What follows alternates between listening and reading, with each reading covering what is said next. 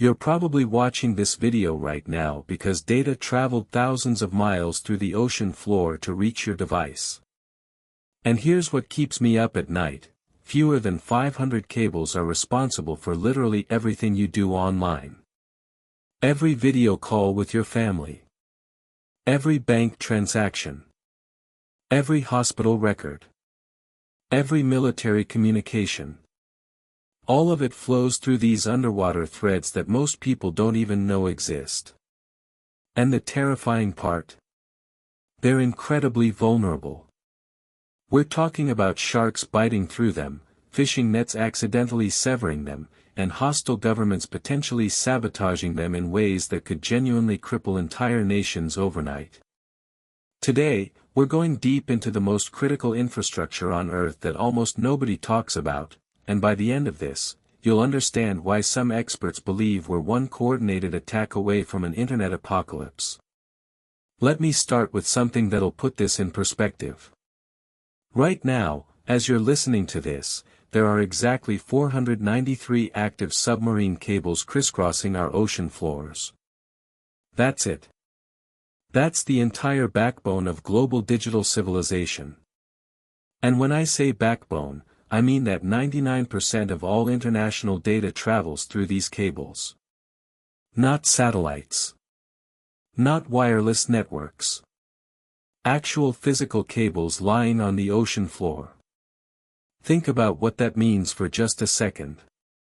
Your entire digital life, everything you consider part of the modern world, depends on less than 500 physical cables that are just sitting there on the seabed, exposed to everything from earthquakes to intentional sabotage. Now, before we go further, I want you to understand the sheer scale we're dealing with here. These aren't small regional connections.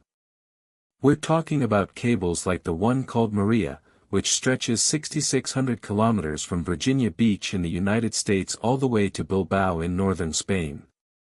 This single cable weighs as much as 24 blue whales. Let that sink in. 24 blue whales worth of technology lying on the ocean floor, carrying a significant portion of transatlantic internet traffic. And Maria is just one cable. Worldwide, we've laid down approximately 1.5 million kilometers of these undersea data highways. That's enough cable to wrap around the Earth's equator more than 37 times. The financial investment required to build this invisible empire is staggering. A typical transoceanic cable costs between $300 and $400 million to deploy. And that's for a cable that's roughly the thickness of a garden hose. I find this absolutely mind-blowing. For the cost of a medium-sized building in Manhattan, you can lay down a physical connection across an entire ocean that will carry the digital lifeblood of nations for decades. But here's what makes it worth that enormous price tag: these cables can transmit about 100 gigabits of data per second on average, with newer cables pushing that to 400 gigabits per second. To put that in context, you could download the entire contents of the Library of Congress in a matter of minutes through just one of these cables. So how does so much information fit through such a relatively thin cable? This is where the technology gets genuinely fascinating. The secret lies in something called dense wavelength division multiplexing. Now, I know that sounds like technobabble, so let me break it down in a way that actually makes sense. Imagine you're trying to have multiple conversations simultaneously through a single hallway. Normally, all those voices would just create chaos and noise. But what if each person could speak at a different pitch that only their intended listener could hear? That's essentially what dense wavelength division multiplexing does with light.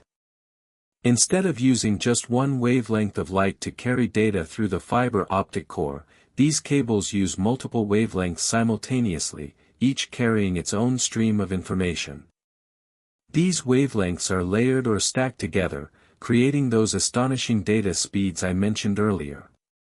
It's like having dozens of separate highways all occupying the same physical space, each one carrying traffic at full capacity.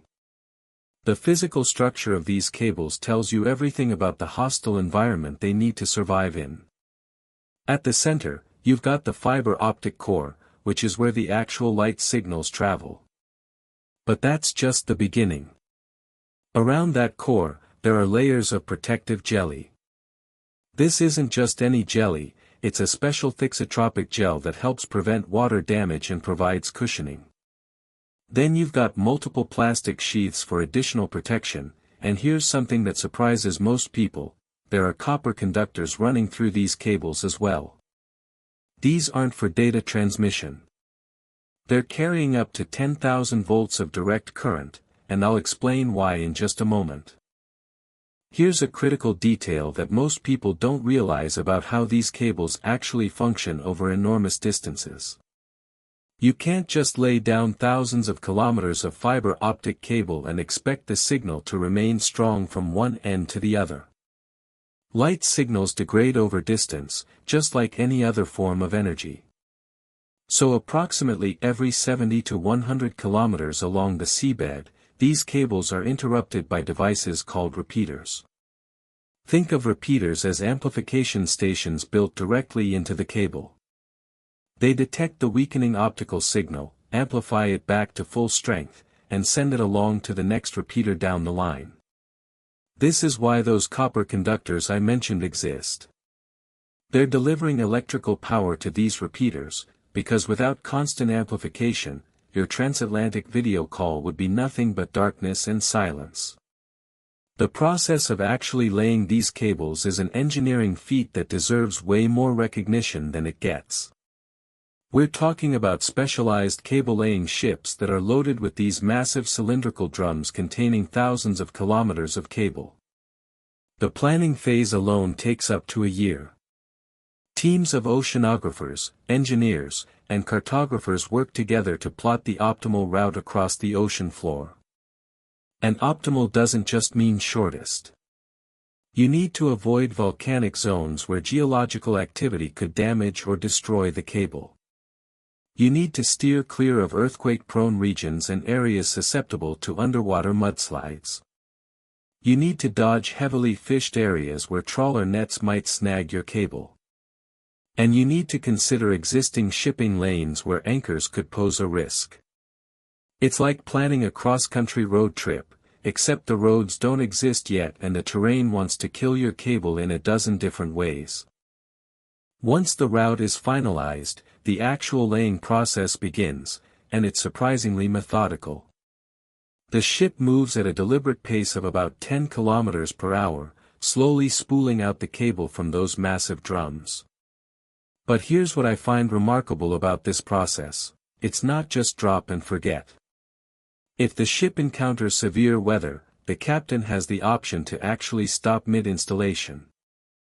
They'll cut the cable, tie the free end to a buoy, and retreat to calmer waters to wait out the storm. Once conditions improve, they navigate back to that buoy, retrieve the cable end, and continue laying from exactly where they left off. It's this combination of careful planning and adaptive execution that allows these projects to succeed despite the enormous challenges involved. Now let's talk about what happens when these cables fail, because they do fail, and the consequences can be significant. In 2012, Hurricane Sandy didn't just devastate coastal communities in the United States. It also knocked out several critical transatlantic cables, disrupting networks for hours and affecting millions of users.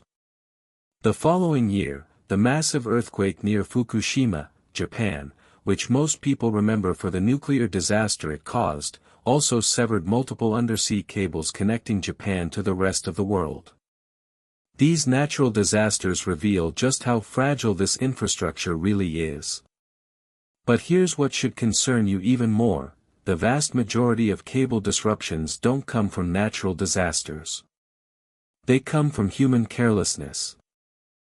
Fishing trawlers dragging nets across the ocean floor account for a huge percentage of cable damage incidents. Ship anchors that aren't properly secured can drift down and snag cables. In some cases, ships attempting to anchor in bad weather will drag their anchors across significant distances, cutting through cables they never knew existed. This is why cables located closer to shore are much more heavily armored than those in deep water. The nearer to land a cable runs, the more likely it is to be wrapped in additional protective layers of steel or other tough materials. In many cases, coastal cables are actually buried in long trenches carved into the seabed using specialized plows drawn behind ships. It's a massive undertaking, but it's necessary to protect these critical links from the constant traffic and activity happening in shallow waters. And then we get to the threats that move beyond accident into the realm of the genuinely sinister. There's documented evidence of sharks attacking these cables. I'm not making this up. In 2014, Google released footage showing sharks literally biting into one of their subsea cables. Scientists believe the sharks might be attracted to the electromagnetic fields generated by the power running through those copper conductors I mentioned earlier. The sharks bite down, probably expecting food, and end up damaging critical internet infrastructure instead. It sounds almost comical until you realize that a shark bite in the wrong location could potentially disrupt communications for millions of people. But shark attacks pale in comparison to the geopolitical nightmare that keeps military planners awake at night. The United States government has repeatedly warned about the threat of interference with these cables from hostile foreign powers. They specifically mention Russia and China as nations with both the capability and potentially the motivation to tap into or sabotage these undersea networks. And before anyone dismisses this as paranoia, remember that in 2013, Edward Snowden revealed that the National Security Agency had been systematically eavesdropping on fiber optic communications.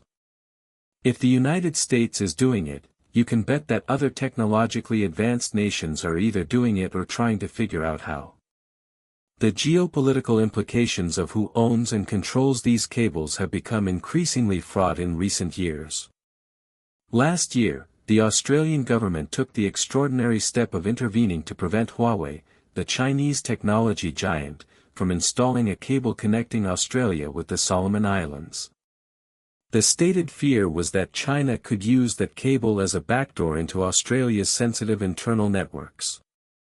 Whether that fear is justified or not, the fact that governments are now viewing undersea cables as potential attack vectors tells you everything you need to know about how critical this infrastructure has become to national security. These aren't just commercial data pipes anymore.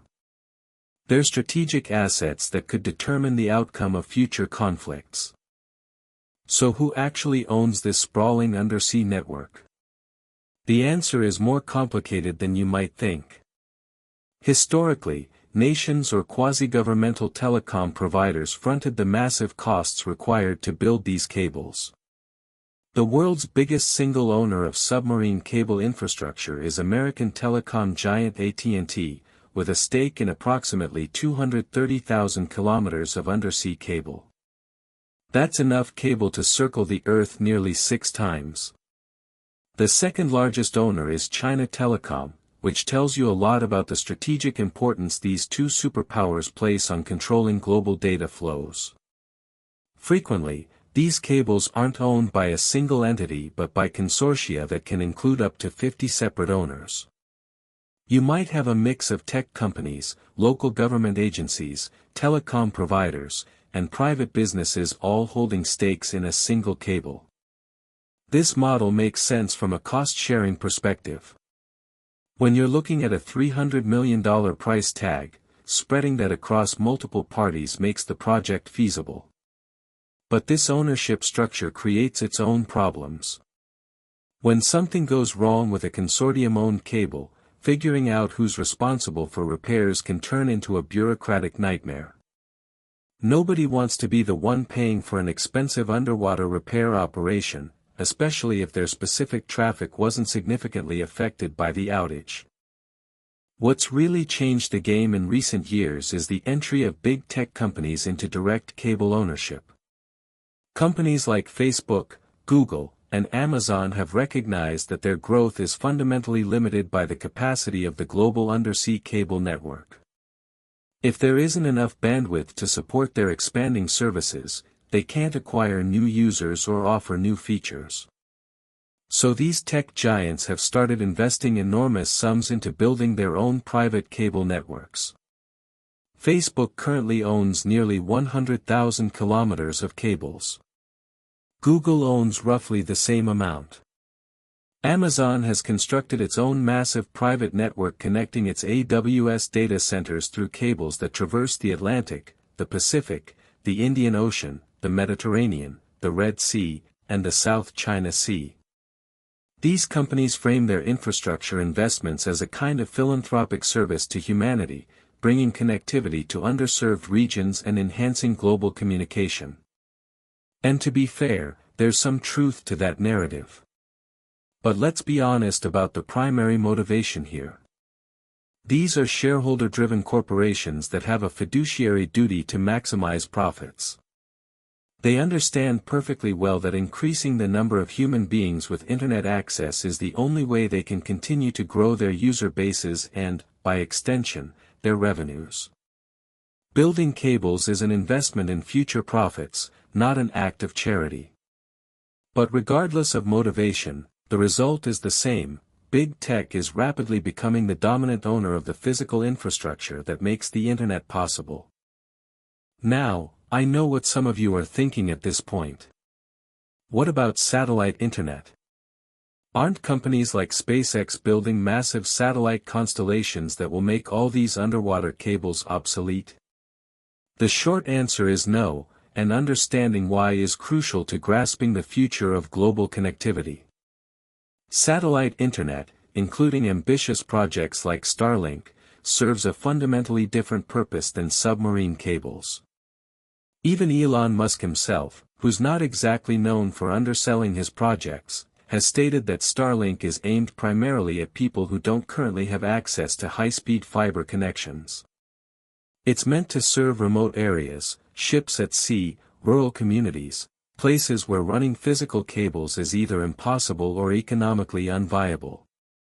For moving vast packets of data over incredibly long distances at high speeds, cables are still by far the cheapest and most efficient solution.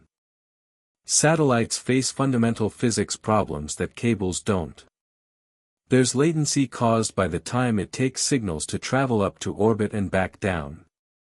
There's limited bandwidth compared to fiber optics. There's the massive ongoing cost of launching and maintaining thousands of satellites.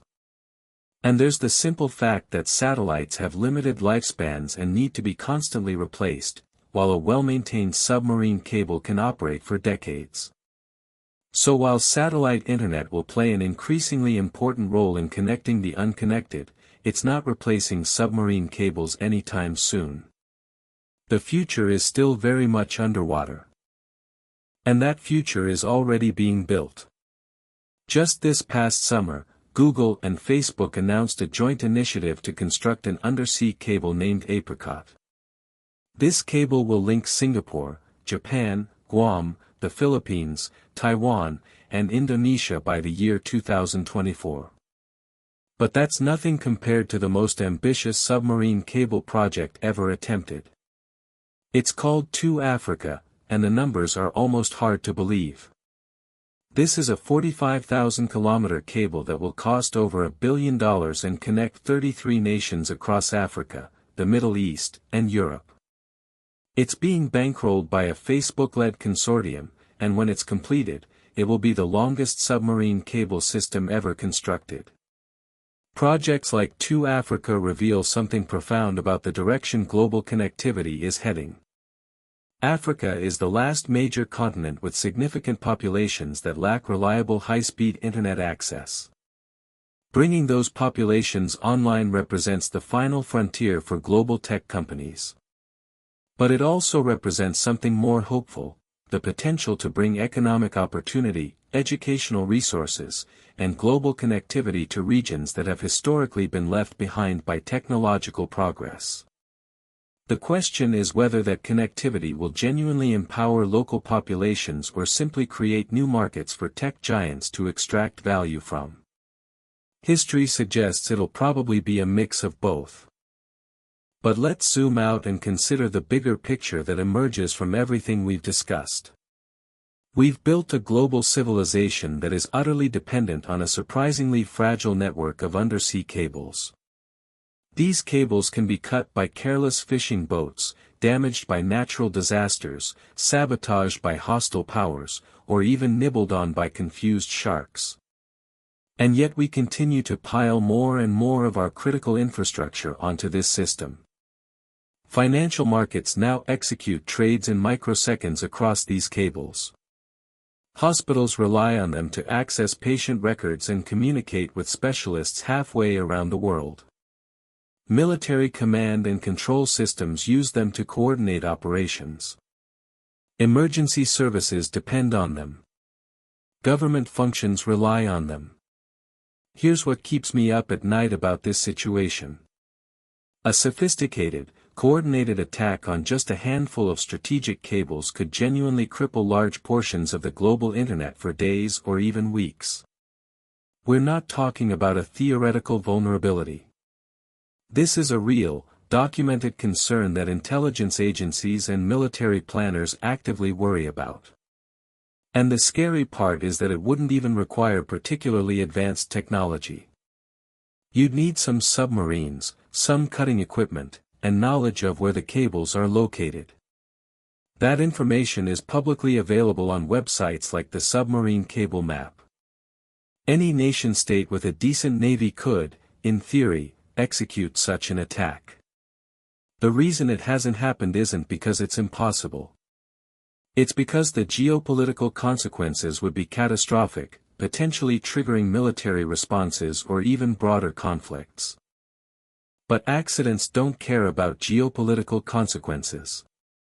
In 2006, an earthquake off the coast of Taiwan damaged multiple cables simultaneously, significantly reducing internet capacity across Asia for weeks. Some countries lost more than half their bandwidth overnight. Repair ships had to be dispatched from around the world, and it took nearly 2 months to fully restore all the damaged cables. 2 months. Imagine if a similar incident happened tomorrow. How would your life change if your internet connection suddenly became 10 times slower and stayed that way for weeks? How would businesses adapt? How would hospitals function? How would financial markets operate? These aren't theoretical questions. They're scenarios we need to have plans for, and I'm not convinced we do. The truth is, we've created a global infrastructure that's simultaneously more robust and more fragile than most people realize. It's robust in the sense that there's redundancy built into the system. If one cable fails, traffic can usually be rerouted through other cables, though often at reduced speeds. But it's fragile in the sense that this redundancy has limits. Take out enough cables in the right locations, and entire regions can be effectively cut off from the global internet. Island nations are particularly vulnerable because they often have only a handful of cable connections. Cut those, and the entire country goes dark. This vulnerability extends beyond just internet connectivity. Modern undersea cables increasingly carry more than just commercial internet traffic. They're also being used for scientific research, carrying data from ocean sensors that monitor climate change, earthquakes, and other phenomena.